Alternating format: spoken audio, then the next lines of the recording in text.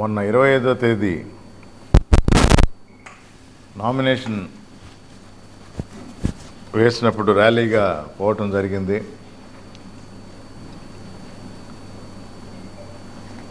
నియోజకవర్గ ప్రజలందరూ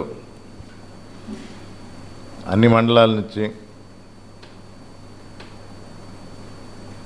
టౌన్లో జరిగిన ఆ కార్యక్రమానికి హాజరై పెద్ద సంఖ్యలో వైఎస్ఆర్ కాంగ్రెస్ పార్టీ ఎమ్మెల్యే అభ్యర్థిగా జగన్మోహన్ రెడ్డి గారు నన్ను నియమించిన తర్వాత ప్రజల మద్దతు పార్టీ తరఫున అభ్యర్థిగా నా తరఫున ఎలా ఉందో చూపించడం జరిగింది.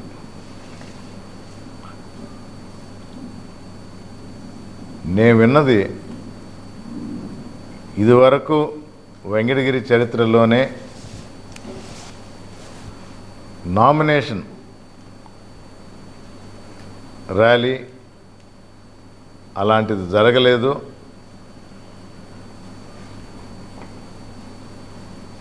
ఆ సంఖ్య కానీ ఆ ఉత్సాహం కానీ ఎండ కూడా సుమారుగానే ఉందని చెప్పాల. ఉదయం 10 గంటలకు మొదలుపెట్టాం, 12:15కి చేరాం ఆఫీస్కి. ప్రతి ఒక్క కార్యకర్త, అభిమాని, ప్రజలు ఉత్సాహంగా నడుస్తూ రిటర్నింగ్ ఆఫీసర్ యొక్క కార్యాలయానికి చేరటం జరిగింది.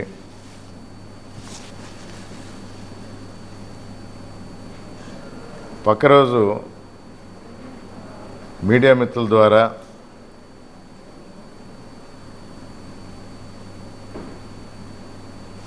నా కోసం ఆ కార్యక్రమంలో పాల్గొన పేరు పేరున ధన్యవాదాలు తెలుపుకుంటూ మద్దతు తెలిపి అదే ఉత్సాహంతో భారీ మెజారిటీతో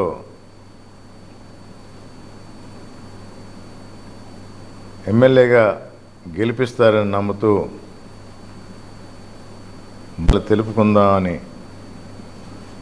మిమ్మల్ని అందరినీ పిలుస్తామని అనుకునే లోపల ఆ రోజు సాయంత్రమే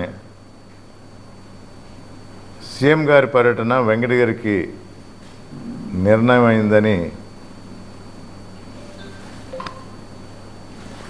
వార్త రావడంతో పక్క రోజు నుంచి, అంటే 2 రోజుల సమయం ఉండింది,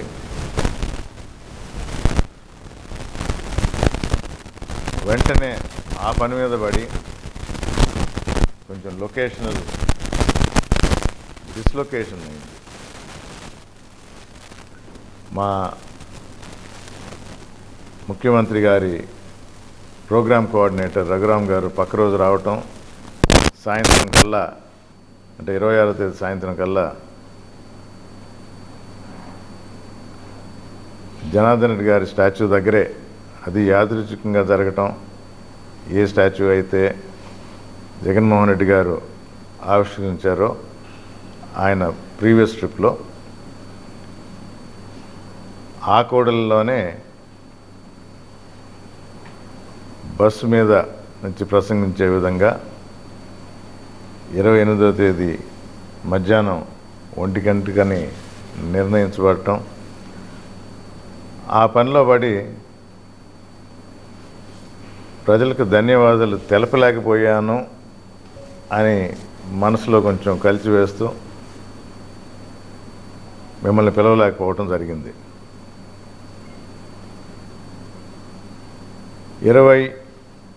27వ తేదీ మేనిఫెస్టో రిలీజ్ చేశారు. కూడా మీ ద్వారా ప్రజలకు కొంచెం తెలియజేయాలి, దానికి సమయం లేదు. జగన్మోహన్ రెడ్డి గారు ముఖ్యమంత్రిగా 5 సంవత్సరాలు సుపరిపాలన, సంక్షేమ పథకాలు, మేనిఫెస్టో ఎలాగైతే అమలు చేశారో రాబో 5 సంవత్సరాల్లో అప్పుడే రిలీజ్ చేసిన మేనిఫెస్టో గురించి చెప్పడానికి కానీ ప్రజల మద్దతు కోరడానికి కానీ వస్తున్నందువల్ల ఆ రోజు కలవలేకపోయాం. నిన్న 28వ తేదీన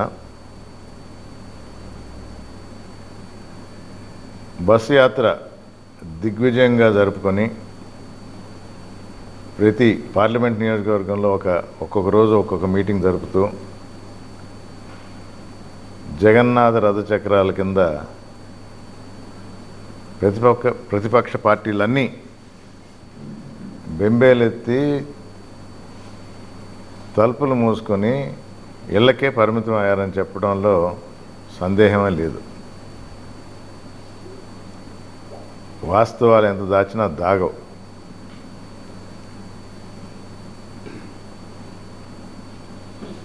తదుపరి కార్యక్రమంగా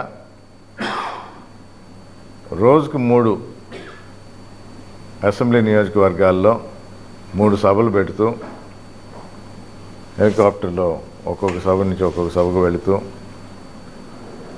ప్రతిరోజు ఇలా 3 సభలు, వీలైన దగ్గర 4, అంటే దగ్గర ఒక 50 అసెంబ్లీలు ఎలక్షన్ ముందర కవర్ చేసేటట్టు సీఎం గారు ప్లాన్ చేసుకోవటం. దానిలో మొదటి రోజు తాడిపర్తి తర్వాత రెండో సభగా వెంకటగిరిలో జరపటం. మిట్ట మధ్యాహ్నం అనుకుంది 1 గంట లేట్ అయ్యి 2 గంటల 15 నిమిషాలకు స్టార్ట్ అయ్యి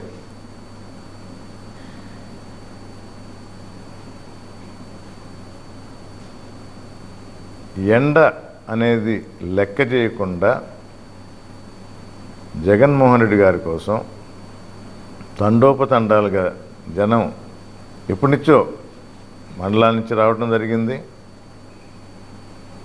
సహజం. చెట్ల కింద ఉన్నారా, బళ్ళల్లోనే ఉండారా, షామియానా కింద ఉన్నారా, కానీ ఎప్పుడైతే జగన్మోహన్ రెడ్డి గారి హెలికాప్టర్ సౌండ్ విన్నారో, ఎప్పుడైతే ఆయన ల్యాండ్ అయ్యారో, ఎప్పుడైతే వచ్చి బస్సు ఎక్కారో, ఇసుక వేస్తే రాలనంత జనం ప్రాంగణం అంతా నిండిపోయింది. ఇది కొందరు అంటారు ఏదో లాక్కొని వచ్చారు, లాక్కొని వచ్చిన వాళ్ళు చెట్ల కింద నుంచి బయటికి రారు. సభా ప్రాంగణం అప్పటికే 50% పైన నిండుంది. జనం పక్కన ఉన్నారు. కొంచెం ఎండ తీవ్రత నిన్న 42.9, అంటే దగ్గర 43 డిగ్రీల సెంటిగ్రేడ్. ఇది తమాషా అయిన విషయం కాదు. అంత జనాభాలో అంత తీవ్రతలో వడదెబ్బ తగిలి లేదా ముందు జాగ్రత్తలు తీసుకోనందువల్ల ఎంతమంది ఇబ్బంది పడ్డారంటే 1-2 కేసులు. వాళ్ళు కూడా వెంటనే మంచినీళ్ళు ఇవ్వటం, మజ్జిగ ఇవ్వటం జరిగింది. కానీ ఎవరికి కూడా ఎలాంటి అసౌకర్యం కలగకుండా జరగటం చాలా సంతోషకరమైన విషయం. మరొకసారి వైఎస్ఆర్ కాంగ్రెస్ పార్టీ తరఫున నిలిచిన ప్రజానీకానికి, అభిమానులకు, జగన్మోహన్ రెడ్డి గారి అభిమానులకు, పార్టీ కార్యకర్తలకు, నాయకులకు అందరికీ పేరు పేరున ధన్యవాదాలు తెలుపుకుంటున్నా. ఎందుకంటే మొదటి రోజు సభ, మిట్ట మధ్యాహ్నం సభ ఎక్కడ కూడా ఎవరికి తీసిపోనంతగా జగన్మోహన్ రెడ్డికి మద్దతు పలకటం రాష్ట్రం అంతా చూసింది. ఈ 15 రోజులు 12 రోజులు ఎన్నైతే క్యాంపెయిన్ చేయడానికి ఎన్ని రోజులు ఉన్నాయో సీఎం గారు అయితే ప్రతిరోజు ఈ విధంగా సభలు చేసుకుంటూ పోతారు. ఇదే ఉత్సాహం రాష్ట్రం అంతా ఉంది. అంటే రేపు జరగబో ఎన్నికలకు సూచిక. హామీలు ఇవ్వకముందర 151 సీట్లు ఇచ్చారు. హామీలు ఇచ్చిన తర్వాత ఇచ్చిన దాన్ని నిలబెట్టుకొని 99% వెనకడుగు వేయకుండా కరోనా సమయంలో కూడా మాట మీద నిలబడ్డాడు. హామీలు నెరవేర్చిన ఘనత ఒక జగన్మోహన్ రెడ్డిది. మరి అలాంటి మనిషికి అదనంగా సీట్లు, అదనంగా ఓట్లు రావాలే కానీ తగ్గే ప్రసక్తే లేదు. 151 నుంచి మేము అందుకనే 175 నిర్దేశించుకున్నాం. వై నాట్ 175 అని. తప్పకుండా ఆ గోల్ రీచ్ అవుతామనే నమ్మకం మాకుంది. ఆ స్పందన ప్రజల్లో కనబడింది. నీడలో ఉన్నవాళ్ళు ఎండను సైతం లెక్క చేయకుండా అశాంతం జగన్మోహన్ రెడ్డి మాట్లాడినసేపు స్పందిస్తూ కేరింతలతో మాటకు మాట కలుపుతూ అడిగిన దానికి జవాబిస్తూ ఎలాగైతే వారి ఉత్సాహం చూపించారో నిజంగా ప్రతి ఒక్కరికి హ్యాట్స్ ఆఫ్ అనాలి. 43 డిగ్రీల సెంటిగ్రేడ్. అందుకనే ప్రతి ఒక్కరికి ధన్యవాదాలు తెలుపుకుంటున్నాను. చాలా సంతోషమైన విషయం, ఎవరికి ఎలాంటి అసౌకర్యం కలగలేదనేది.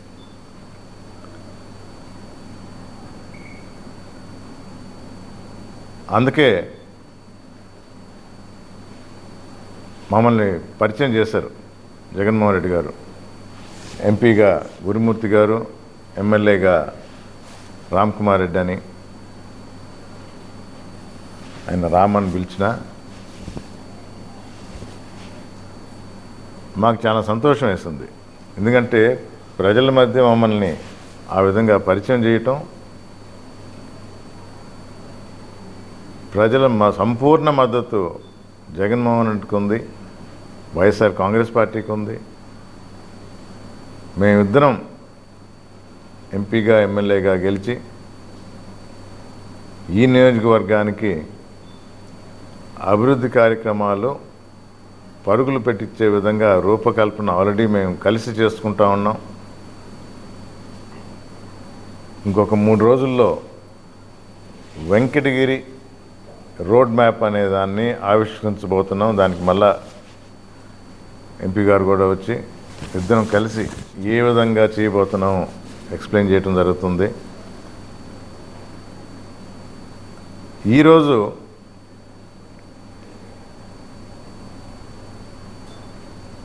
రాబో 5 సంవత్సరాల కోసంగా రూపొందించబడిన మేనిఫెస్టో గురించి 4 విషయాలు తెలియజేస్తాం అనుకున్నాం. కొన్ని సబ్జెక్టులు నేను తీసుకున్నాను, కొన్ని సబ్జెక్టులు ఎంపీ గారు తీసుకున్నారు.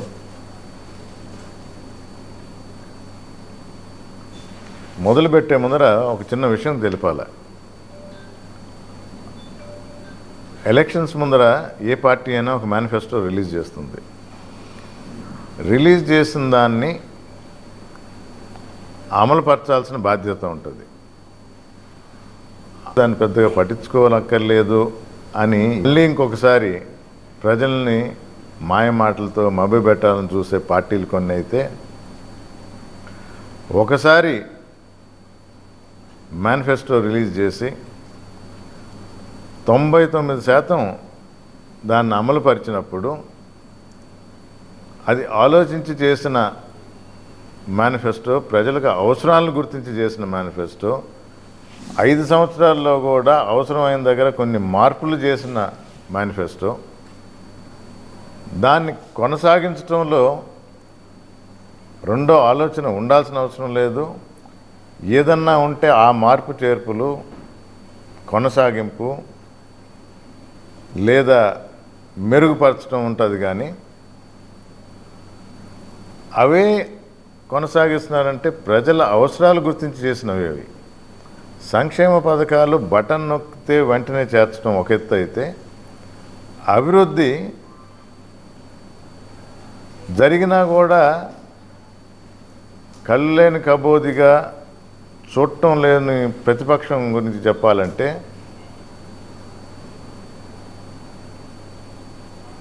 పిల్లలకు నాడు నేడు కింద బళ్ళ రూపురేఖలే మార్చారు. మండల స్థాయిలో ఉన్న గవర్నమెంట్ వ్యవస్థని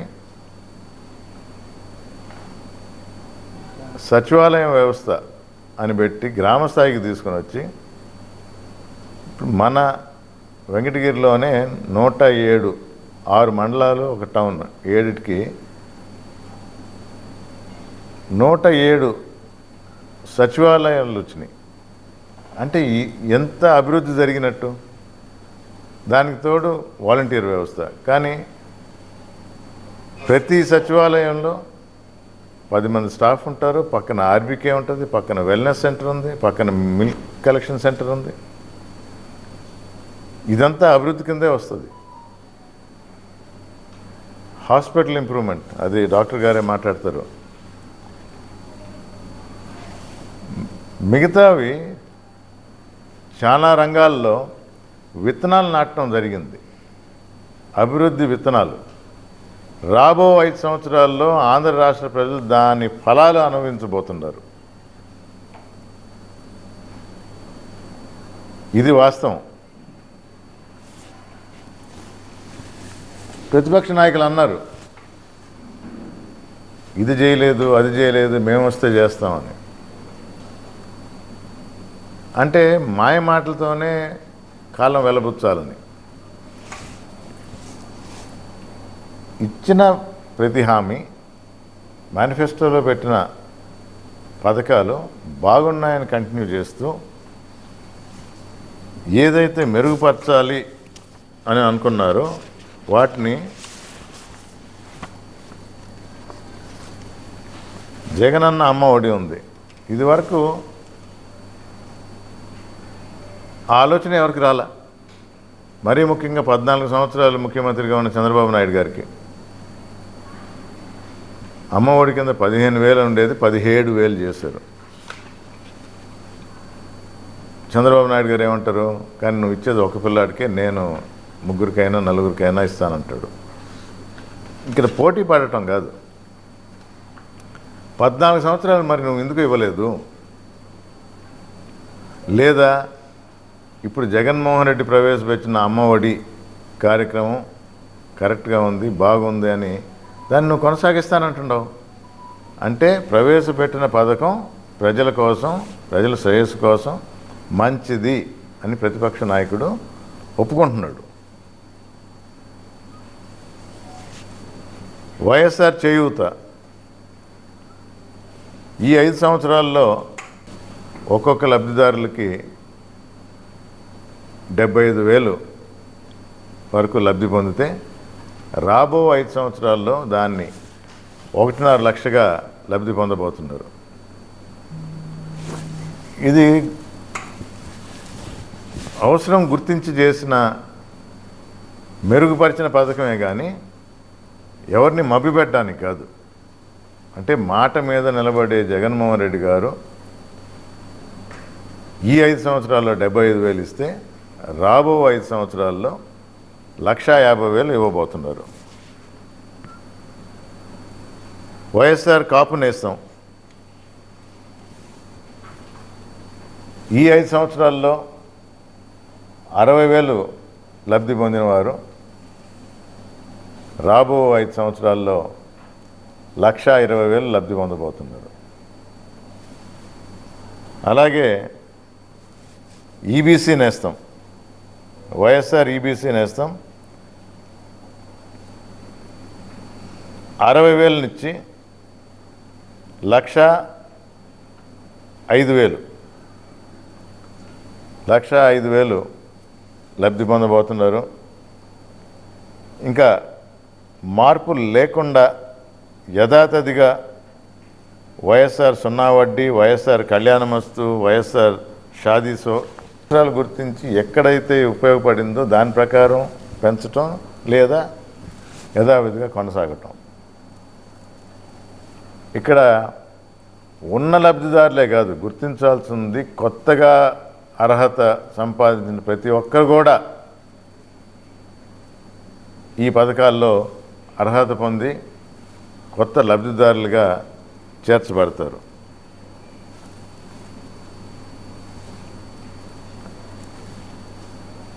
అందరూ రుణమాఫీ రుణమాఫీ అంటారు.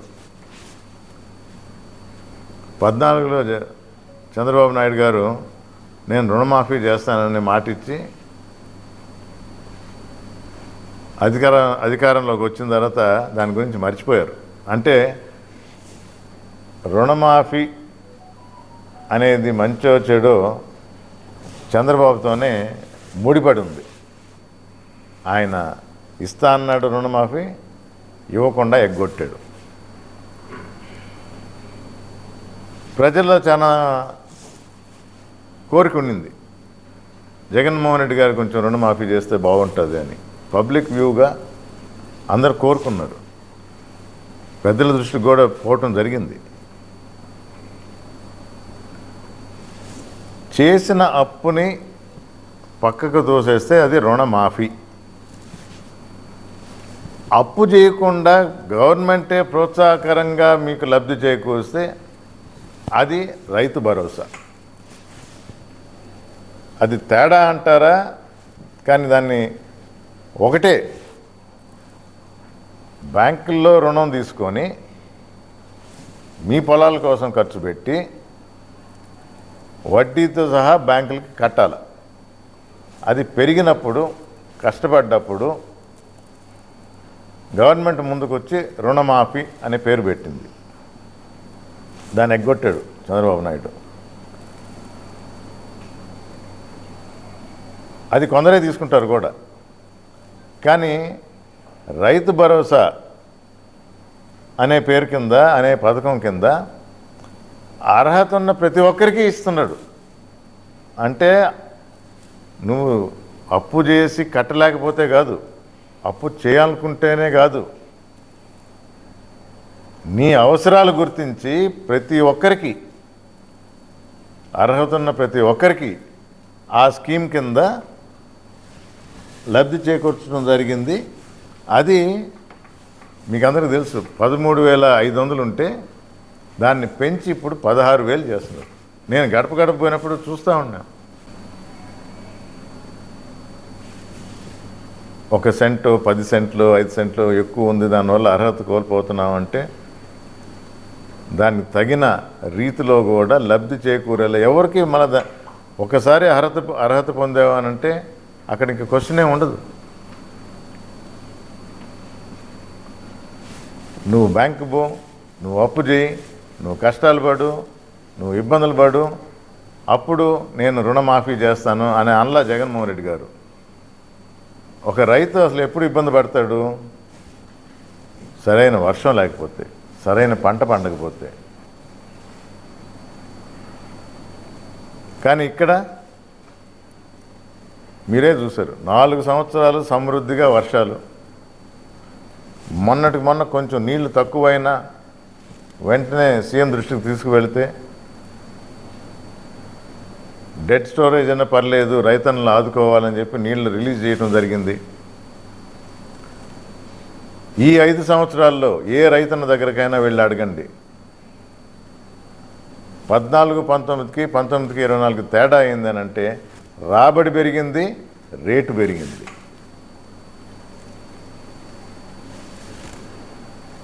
అప్పు చేసి అప్పులు పాలవలసిన అవసరం లేదు రుణమాఫీ చేయడానికి. కానీ రైతు భరోసా కింద వారి అవసరాలను గుర్తించి 13,500 ఇస్తుంటే ఇప్పుడు దాన్ని 16,000 చేశారు. ఇది ప్రతి ఒక్కరూ తెలుసుకోవాల్సిన అవసరం ఉంది. ఆ పేర్లో తేడా ఉంది. వైఎస్ఆర్ ఫ్రీ క్రాప్ ఇన్సూరెన్స్, 0 వడ్డీ పంట రుణాలు, ఇన్పుట్ సబ్సిడీ యథావిధిగా కొనసాగుతాయి.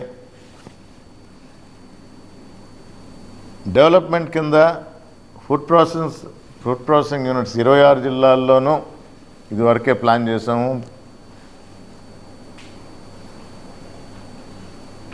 ప్రోగ్రెస్లో ఉన్నాయి. డెఫినెట్గా ఈ 5 సంవత్సరాల్లో అన్నీ కంప్లీట్ అవుతాయి. ఆక్వా రైతులకి ₹1.50 పర్ యూనిట్ ఏదైతే సబ్సిడైజ్డ్ పవర్ ఉందో అది అలాగే కొనసాగుతుంది. క్లుప్తంగా పథకాల గురించి చెప్పాలంటే ఇవి.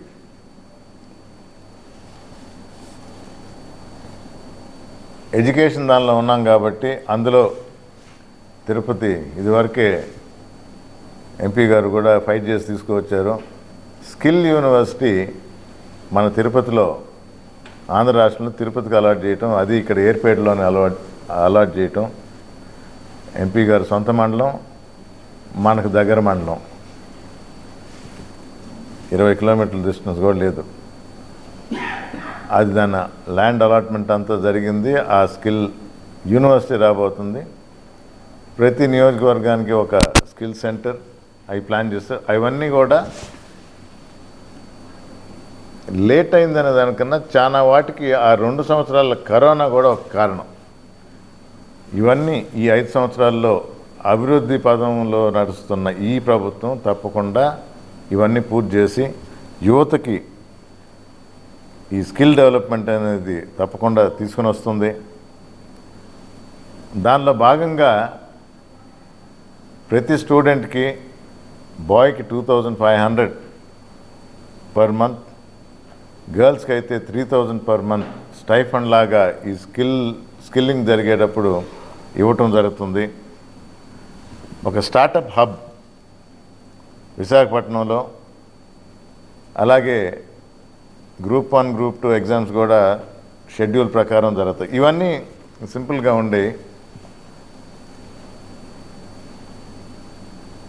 పెన్షన్ గురించి మాట్లాడాలంటే అందరికీ తెలిసిందే. ₹1000 ఉంది, 2000 చేస్తానని మొదట చెప్పింది జగన్మోహన్ రెడ్డి గారు 19 ఎలక్షన్ ముందర. ఒక నెల ముందర చంద్రబాబు నాయుడు గారు దాన్ని 2000 చేశాడు. ఒక నెల ఇచ్చాడు, అంటే ఆయన హయాంలో ఒక 1 మంత్ ఇచ్చాడు.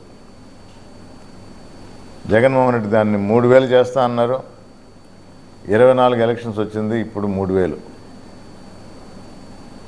ప్రతిపక్షం దాన్ని పెంచి, అంటే అలివిగాని ఫిగర్స్ చెప్పటం. సాధ్యమైందే ఇప్పటికే ఆంధ్ర రాష్ట్రంలో ఉన్న పెన్షన్ అమౌంట్ భారతదేశంలోనే ఏ స్టేట్ కూడా, అన్నీ అక్కర్లేదు, ఒక ఉత్తరప్రదేశ్ తీసుకోండి, ఎంత జనాభా, దానికన్నా ఎక్కువ ఇస్తున్నాం మనం. కొత్త ఆంధ్రప్రదేశ్, ఉమ్మడి కాదు.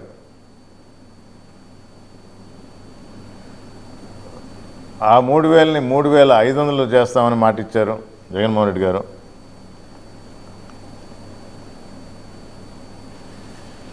గవర్నమెంట్ ఎంప్లాయీస్ అంటే ఆశా వర్కర్లు కానీ, అంగన్వాడీ వర్కర్స్ కానీ,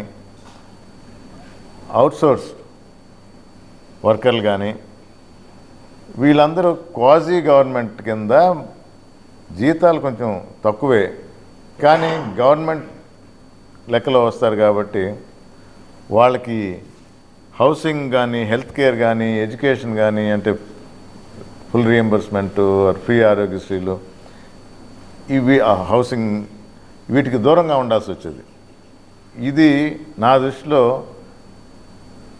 విప్లవాత్మకమైన నిర్ణయం.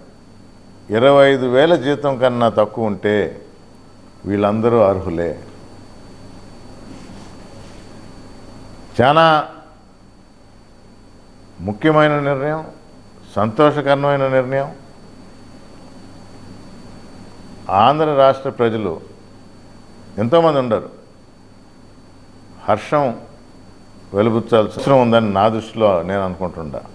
ఇది సరిగా ఎక్స్ప్లెయిన్ చేయక మేము కూడా మా మీటింగ్లో ఇంకా క్యాంపెయిన్ పోయినప్పుడు వీలైనంత వరకు చెప్పడానికి ప్రయత్నిస్తున్నాం. కానీ మీడియా మిత్రుల ద్వారా కొంచెం అసలు ఎక్స్ప్లెయిన్ చేస్తే 25,000 జీతం కన్నా తక్కువ ఉన్న వారికి ప్రతి ప్రభుత్వ పథకం అర్హత సంపాదిస్తారు. చాలా ముఖ్యమైన అంశం అది.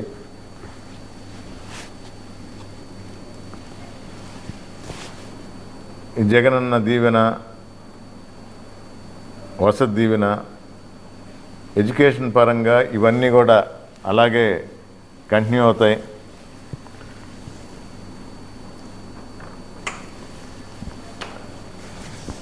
నాడు నేడు కింద ఫేజ్ 1, ఫేజ్ 2 అయింది. ఫేజ్ 3 ప్రపోజల్ పంపించారు. 2 కూడా పనులు జరుగుతూ ఉన్నాయి. అందుకే నేను చెప్పింది, మొదటి 5 సంవత్సరాల్లో నాటిన విత్తనాలు, అభివృద్ధి విత్తనాలు, ఇంకా ఎంపీ గారు చెప్తారు ఆ అభివృద్ధి ఏ విధంగా ఉండబోతుందో. అవన్నీ ఆంధ్ర రాష్ట్ర ప్రజలు రాబో 5 సంవత్సరాల్లో ఆ ఫలాల రుచి, ఆ ఫలాలు వారికి అందుతాయి. సంక్షేమ పథకాల కన్నా ఇంకా మెరుగ్గా ఉంటుంది. ఆంధ్ర రాష్ట్రమే భారతదేశంలో టాప్ 3 అంటారు మామూలుగా, నా దృష్టిలో టాప్ 2లో ఉంటుందని నమ్ముతూ ఈ అభివృద్ధి గురించి, కొన్ని వేరే విషయాల గురించి ఎంపీ గారు మాట్లాడతారు.